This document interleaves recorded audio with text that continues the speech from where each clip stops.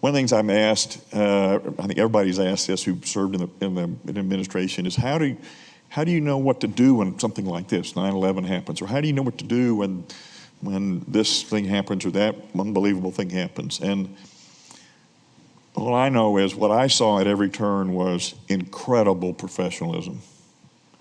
I mean, I saw you and Condi, with the vice president, and there was no panic, there was no nothing. There was taking care of business. It was focusing on what we're trying to do. Norm Minetta's working the phones. You talk about the president, the voice, to taking control, communicating what it is, getting firm in everybody's mind, what the situation is, what the priorities were. It was really professional, really, really professional. Eric talked about the president's almost preternatural calm in the face of this crisis.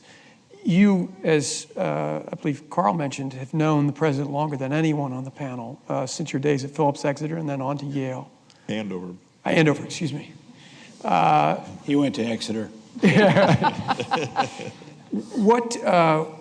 What about the president, your experience with the president, would lead you to believe that he would be able to rally the nation as he did in that moment? Yeah, well, it's a goofy parallel. I think the primary thing about the president that people always had a sense of about him in high school, college, and every policy person he ever worked for, that ever worked for him as governor or president, was, in any kind of briefing, the president's there, and he is, by definition, the least knowledgeable person on whatever the subject is. Any subject, he's the least knowledgeable.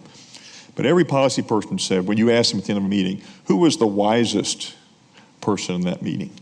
And they would say, well, it was the president. Well, why would you say that? You know way more than he does. He said, you'd give him 8, 10, 12 key facts or something.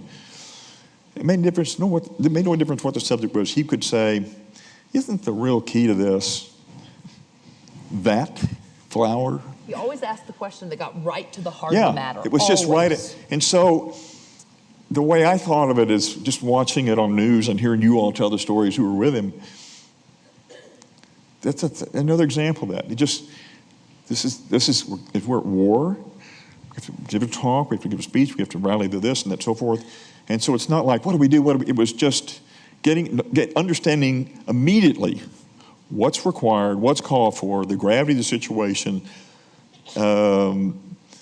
getting back, the messaging, what the military is doing, et cetera, et cetera. Just the comfort level with what the task at hand. The worst situation can be is not knowing what to do, or not knowing, gosh, what do I do now? I don't know, it's so complicated. He just immediately grasped it and wrapped both arms around it. And you said he had great clarity. I mean, I remember the day after 9/11, I walked into the Oval Office and he looked at me and said, let me tell you how to do your job today.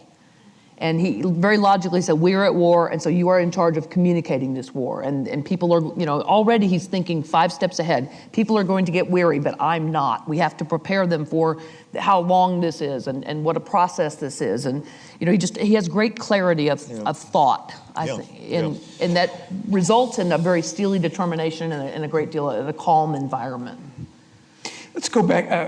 Eric led up to the 14th of September in his presentation, and that very dramatic visit to New York. You were with the president, both Carl, you were with the president, and Karen, you were as well. What are your recollections of that day? Well, first, I just remember the horror of seeing it. You could still, as our helicopters got closer, you could smell it.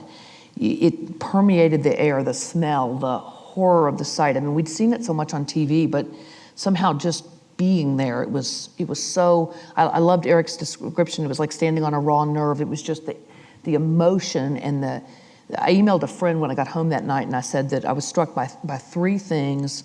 First of all, horror. I mean, because being there, you really saw the horror of the situation. And I remember thinking, how could anybody, no matter their training, no matter their zealousness, no matter what they believed, how could they not pull up before flying a plane into that building full of people? And, and the second emotion was terrible sadness. It was so sad, all the people that had lost loved ones. And you could see, you could feel the visceral anger and sadness at the site as the workers, we had not planned for the president to speak at Ground Zero because he had given very eloquent remarks earlier the day at the National Prayer Service, and that was supposed to be the remarks for the day. But it became very clear, as Eric said, that people wanted to hear from their president, and there was nothing scripted. It was completely spontaneous on his part. Yeah, it's actually an accident. It's a complete accident.